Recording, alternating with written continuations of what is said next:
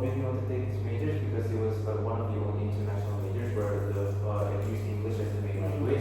And I also didn't want, I wanted to study in the field of business, but I didn't want to take business management because it was common. So I wanted to find a major that was more specific in the field of business, and that's why I chose economics. Oh, I see.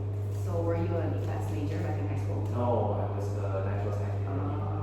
So what made you want to move towards business? You know, the big factor was that in all my natural science lessons, those were my lowest grades in the whole of my 3 years in high school. So I knew that it wasn't the area where I was strong at, but I had a strong capacity in mathematics, and I also like analyzing economic trends when I was in high school. So that's what made me decide to try to shift my focus more onto the business side of it. So do you enjoy it? This economics? I'm not gonna, it's not easy, but I do enjoy it. Maybe I would like to ask, in college, how are your friendships in college? It's pretty good, you know. In most friendships, I'd say that there are some that you're good friends with them, but you don't work well with them. I say that's present in college, and of course, there's the few that you're really close with, where you can work together, where you can enjoy hanging out with them. But I'd say the most part for me personally that as I've gone on to the later stages of college, I find that I put more time and emphasis on the people that I feel comfortable with and I have like good connections with, and nowadays I start to stray away from the people that I'm not that close with. And your friendships now, I want to ask, how did they form originally? Like, where did you meet them? And why? Why did you decide to become friends with them? Okay, so we're just talking about the close friends then. So initially it was a friend of a friend. So I don't know if you have this in me, but in Psibang-Mow, when you first have prospect, you have like your group, right? Yeah. And one of my friends there, he had his classmates that were my future, like the good friends of mine. So in the beginning, he asked me to get coffee in the morning, and I went there, and then I got to get closer with his friends, and then now that's how we met initially, and we just got really close. Mutual friends. Mutual. What about in high school? Your high school friends? Are you still friends with them now? Some yes, not all of them, but some yes. How would you say, is there a difference in how you became friends with your high school friends and in comparison to your friends now in college? I'd say it's probably similar, it's about the same, you know, but the difference is that in my junior high school, it was the same as my high school, so it was easier to find friends because the people in my junior high were almost the same, my high school was almost the same like my junior high, so it was easier to make friends because we mutually knew each other as like coming from the same like junior high school. Would you say your college friends or your high school friends have a stronger foundation, like a stronger basis for the friendship? I'd say my college friends because you know, especially when we were in high school, we were just like friends, and then we knew that we were gonna split up one day because of college, and then we knew that it was just like in high school it's more about having fun than honestly than it is about thinking about what's ahead, right? But in college, when I was friends with these people, it wasn't just like, we were having fun obviously, but everyone in the back of their minds knew like what they wanted to do or what they wanted to aspire to in life, so that really opens up your perspective on like what people want to do and how they view their lives. Would you say that you have a deeper friendship with your college friends rather than your high school friends? I would say so. During high school, would you say you spend more time with your friends or with your family? I would say I spent more time with my family. I'd say with my family in high school. Did you not meet your friends a lot, or were you? Oh, I met my friends a lot, but that was mainly due to because we had school like in the morning till the afternoon. Then maybe occasionally we go out in the afternoon. But if I take into account that we don't go to school and meet each other, it's probably less time because I don't spend as much time with them as I do with my family. But if you think it needs to account the time at school? Then I'd say yes, it's more. So outside of school, when you hang with your friends, what do you usually do? In college? In high school, I think it was pretty simple. We rarely did like group works, right? There was only in school if we did that. So if we went out, it would be like to eat, to talk, to hang out. It was rarely due to the school assignments. So you would say that your friendships with your high school friends were more like fun oriented rather than work? Yes. Okay, I see.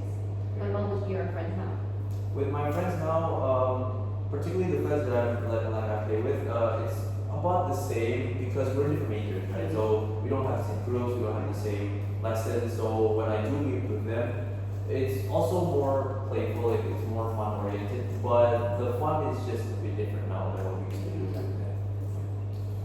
And now when you're in college, do you feel like you spend more time with your friends or with your family? In college, definitely my friends, because I live far away from them, my family obviously, so there's more time to with the friends. Okay. How would you describe your situation at home, let's say with Aisha or with your mom, in comparison to your daily social life with your friends? I'd say it's really different, you know, because how I portray myself at home and how I portray myself with my friends is different. Like I'm more loose with my friends, you can say that. I don't hold back as much with the words in my family. I watch more what I say and how I say things. That's the difference. So in comparison to your high school friends, you'd say that you spend more time with your family outside of school. Yes. But now in adulthood, it's more with your friends because you live further away. Yes. Okay.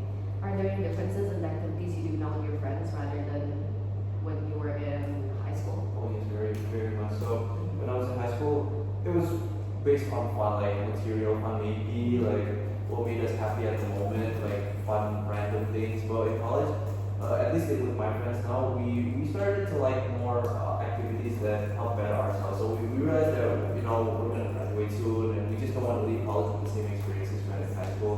So what we like to do at activities is a lot different. So like for example, me and my friends, we like sports, right? So we make it a commitment for like every like morning, or maybe if you can come to like do sports together before school, and that makes sure that we're fit together, we're happy to at least see each other and spend time, but also doing activities that are meaningful to us.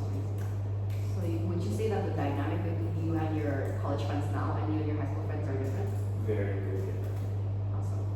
The difference lies in that mainly priority, right? Because when you're in high school, you think that it's so long to go before you actually go into like the working world, the professional world. And in college, the difference is that you're way closer to that deadline. And I think the way you view life and the way you view people in high school and college especially is different. Because in high school, let's say I don't like a particular person, we have a falling out, we fight, then I don't care to fix the relationship or anything. I care more about social standing, social status, and everything. So if the person, let's say, is more influential, then maybe I wanna, you know, make a better relationship with them and whatnot. But in college, because I see that we're nearing our professional career, if the person, I don't care if they have higher social standing or whatnot, if they don't align with my values, I cut them off, because the more you try to foster a relationship like that, the more it backfires on you and it's not healthy.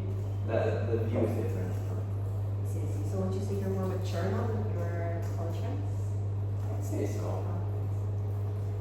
So now as an adult, you have multiple responsibilities, like let's say like university, and you have work outside of university. Not yet, no. Okay. Let's say like your family and your friends. Do you think that your activities outside of your family affects the time you're able to spend with your family? It does. Have you had any problems in terms of dividing time between your family and your responsibilities? My main responsibility. Yes. So what would you say is the biggest issue with that? The biggest issue is more about personal things, because I'm really bad at time management and I'm really bad at delegating my personal tasks.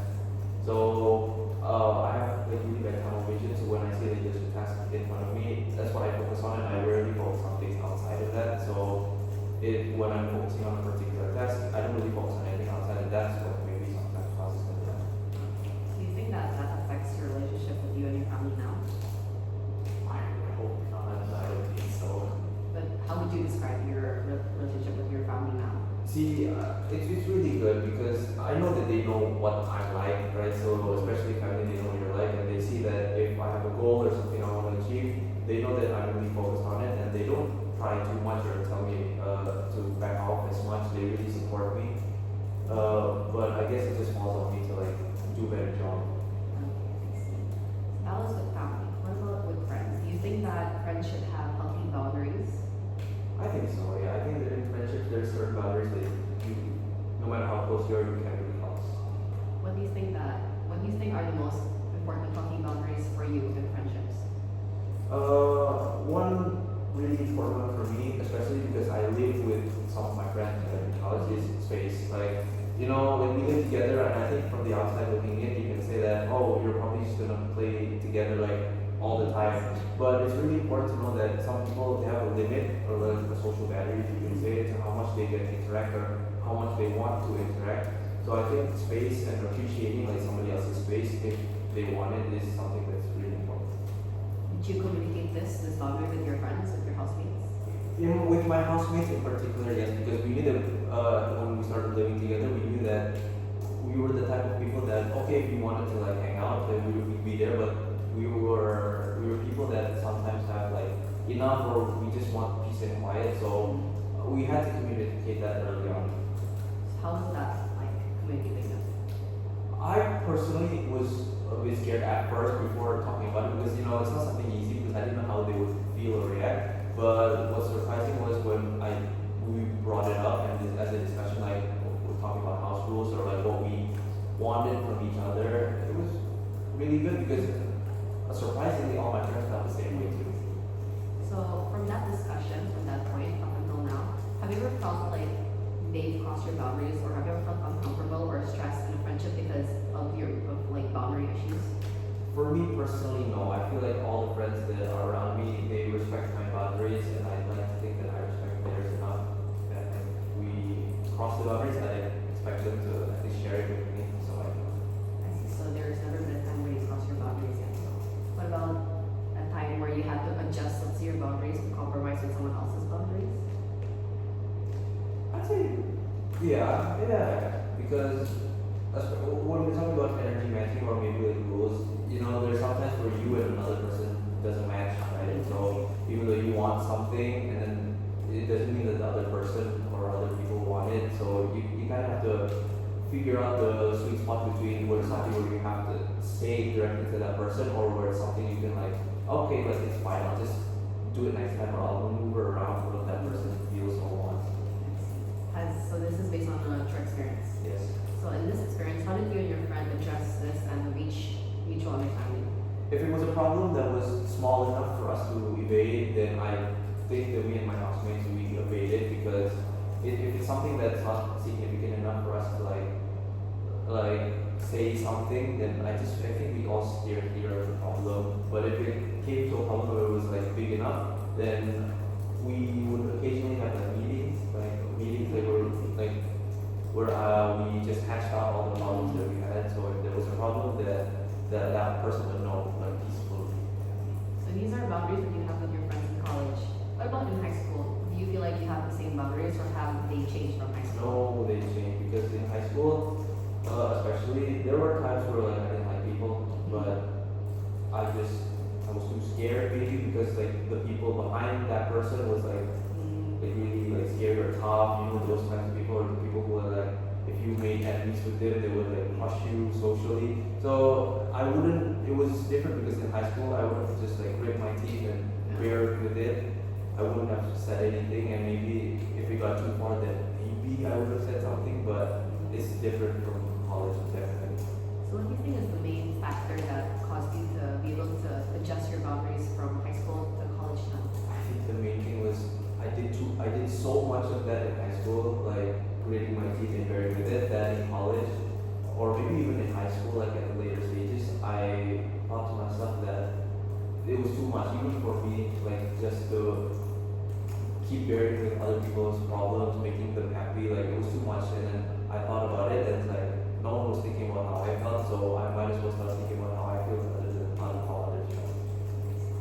There's a shift in mindset. So, talking about boundaries, what do you think is like an ideal view of like a friendship for now in college? What's like your ideal friendship? My ideal friendship is one where, you know, obviously they have to be like a good person in the sense that you can connect with them and their values align with you. And what's important is that, especially in college, the type of people you meet will be very different. Like the people you meet will be very different from what you meet in high school, because it's not just your general area; it's from all like parts, parts of Indonesia. So what's important to keep in mind is that what I've learned also is that people are raised with different values. People are raised differently, and how they treat people and how they react to people is very different. So a good friendship for me is that people who understand those differences and try to, tolerate, not in a bad way, but like tolerate it well, and you're able to support each other. That's definitely one important thing, to support each other even when they say they don't want to or they don't feel like they need it. That's a really good friendship. Are there any differences in your current view of ideal friendship with your ideal view of a current friendship in high school? I'd say so, because in high school, I guess you could say that sometimes even though the people didn't align with you or were very good to you, as long as they provided you with better, I'd say this is bad, but benefit, I'd say there was a good enough reason for you to like be friends with them. But in college, that's not the case, because even if somebody can provide you with benefits, if the person is like really terrible, it's not like something you would go for, at least in my opinion. So if I had to pick one like criteria, what do you think is the most important aspect of a friendship? Trust. Why is that? Because with trust, I feel comes loyalty. If when I'm really selective with my friends, like close friends. So if I'm friends with somebody, I would like to think that I would like to feel the safety that if I were to tell that person something, that wouldn't go to like everywhere, like a blabbermouth or anything, and that person would keep it to themselves. And yeah, because if you're friends with somebody who's like blurts out all your secrets to others, I feel like it really makes you doubt people and doubt like the loyalty. So we've talked a bit about your ideal view of friendship. How do you perceive your friendships now in comparison to the ideal we just talked about before? I'd say that I've been fortunate enough to find friends and people that do fit my ideal vision of a friendship, because in many ways that these people are the ones who really shape what I thought friendship should be. And would you say that you and your friends are very supportive of each other? Yes, definitely. Yes. How would you say you balance the balance between giving and receiving support? Let's say like maybe there are some cases where people feel like, oh, I helped this person so much, but they haven't done anything for me. How would you say you would balance that? See, I think for me in particular, like I don't really balance it, because I'm more of a giver than a receiver in that sense, because I feel like, me personally, I can take much more than a lot of people can, so I don't really expect anything of people to that, but I like to more give that support, because when I see people struggling, especially my friends, I just like to know that I'm the person they can rely on, they can lean on, and if they need anything or they require support, I always like to give it, even if maybe you can see that, oh, they don't give as much as you give to them, but personally I don't really mind, because I feel like I can take it more than they can, so I wouldn't mind shouldering more. Would you say that that's something that you would change about your current friendships?